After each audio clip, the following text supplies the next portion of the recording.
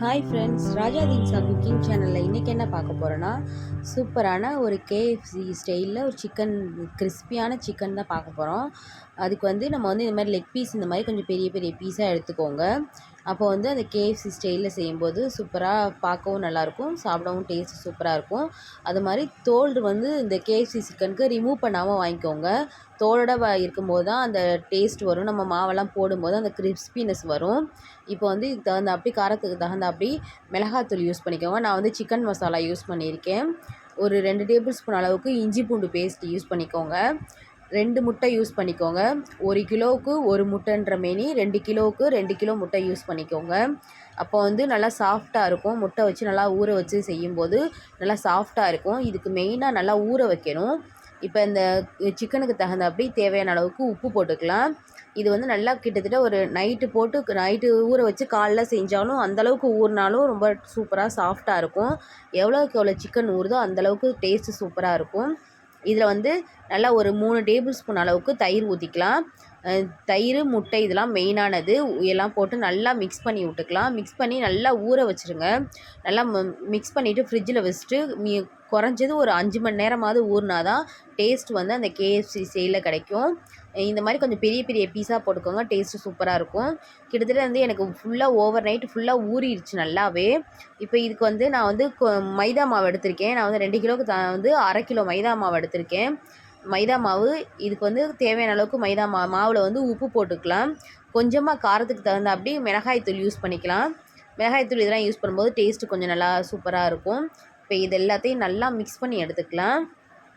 Chicken முடிஞ்சளவு நல்லாவே ஊற வச்சுக்கோங்க, அப்போ தான் டேஸ்ட்டு நல்லாயிருக்கும்.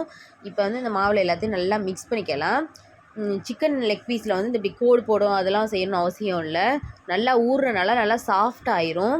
இதை இப்போ இந்த மாவில் வச்சுட்டு நல்லா ஒரு கையை யாராவது பிடிச்சி அழுத்துனா எப்படி இருக்கும் அந்த மாதிரி அந்தளவுக்கு சிக்கனை வச்சு நல்லா அழுத்திடுங்க மாவில்.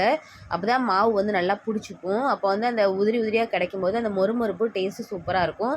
மெயினாக சிக்கன் தோலோடு எடுத்துக்கோங்க, அப்போ தான் டேஸ்ட்டு சூப்பராக இருக்கும். இப்போ பாருங்கள், நான் எவ்வளோ டைட்டாக பிடிக்கிறேன். இந்த அளவுக்கு பிடிச்சிட்டு நல்லா பாருங்கள். இதே மாதிரி சிக்கன் எல்லாத்தையுமே நம்ம மாவில் இப்படி போட்டு பிரட்டி எடுத்துக்கலாம். மாவு நல்லா கோட்டிங் நிறையா போட்டுக்கோங்க. இந்த மாதிரி நல்லா பெரிய பெரிய பீஸாக எடுத்துக்கோங்க, டேஸ்ட் சூப்பராக இருக்கும். நான் இருந்த எல்லா சிக்கனுமே இந்த மாதிரி மாவில் எடுத்து வச்சுட்டேன். இப்போ இந்த சிக்கன் பொரிக்கிற அளவுக்கு எண்ணெயை ஊற்றி காய வச்சுக்கலாம். எண்ணெய் காயிற நேரத்தில் நம்ம நல்லா ஃப்ரிட்ஜில் நல்லா தண்ணி நல்லா ஜில்லுன்னு வச்சு எடுத்துக்கோங்க. அப்போ நம்ம சிக்கனை இதில் போட்டு எடுத்து இன்னொரு கோட்டிங் கொடுக்கும்போது அந்த லேயரும் நல்லா திக்னஸாக நல்லா கொஞ்சம் பெருசாக இருக்கும். சாப்பிடும்போது நல்லா மொறுமொறுப்பாக டேஸ்ட்டாக இருக்கும். நல்லா ஜில் தண்ணியில் இந்த மாதிரி போட்டு எடுத்து திருப்பியும் மாவில் நல்லா இந்த மாதிரி மாவு ஃபுல்லாக அந்த சிக்கனில் படுற மாதிரி நல்லா போட்டு எடுத்து விட்டுக்கலாம். நல்லா இப்படி அழுத்தி விட்டு நல்லா ஒரு எடுக்கும்போது லைட்டாக உதறிட்டு எடுத்துக்கோங்க. இப்போ எண்ணெய் நல்லா காஞ்சிருச்சுல்ல, காஞ்ச நல்லா இவ்வளோ டைட்டாக பிடிச்சி எடுத்துகிட்டு இப்படி ஒரு உதறிடுங்க. மாவு ஜாஸ்தி அதில் ஒட்டாது. நல்லா உதறிட்டு நம்ம ஏற்கனவே எண்ணெய் ஊற்றி காய வச்சுருக்கோம்ல, நல்லா எண்ணெய் காஞ்சிக்கணும். இது சும்மா லைட்டாலாம் எண்ணெய் காயக்கூடாது. அப்போ தான் நல்லா கிறிஸ்பியாக இருக்கும். நல்லா ஒரு பொரி நல்லா பொரிஞ்சுக்கணும். பாருங்கள் எப்படி சூப்பராக கலர் சேஞ்ச் ஆயிடுச்சுன்னு. சிக்கன் நல்லா ஊறினால வேகிறதுக்கும் ரொம்ப டைம் எடுக்காது. இந்தளவுக்கு நல்லா சூப்பராக நல்லா கிறிஸ்பியாக பாருங்கள். அந்த 2 தடவை அந்த லேயர் போட்டனால சூப்பராக கிறிஸ்பியாக ரெடி ஆயிடுச்சு. இந்த வீடியோ உங்களுக்கு பிடிச்சிருந்தா லைக் பண்ணுங்கள், ஷேர் பண்ணுங்கள், கமெண்ட் பண்ணுங்கள், சப்ஸ்கிரைப் பண்ணி பெல் ஐக்கானை ப்ரெஸ் பண்ணுங்கள். கண்டிப்பாக இந்த கேஎஃப்சி ஸ்டைலில் உள்ள சிக்கனை உங்கள் வீட்டில் ட்ரை பண்ணி பார்த்துட்டு எனக்கு கமெண்ட்டில் சொல்லுங்கள். நான் கிச்சப் கடையில் வாங்கினது, மைனஸ் வீட்டிலே ரெடி பண்ணது. இப்போ இது 2லையும் தொட்டு சாப்பிடும்போது செம்ம சூப்பராக டேஸ்ட்டாக இருக்கும். நம்ம கடையில் வாங்கி சாப்பிட்றத விட இந்த மாதிரி செஞ்சு சாப்பிடும்போது டேஸ்ட்டும் சூப்பராக இருக்கும். இதை கண்டிப்பாக உங்கள் வீட்டில் ட்ரை பண்ணி பாருங்கள். பாய்.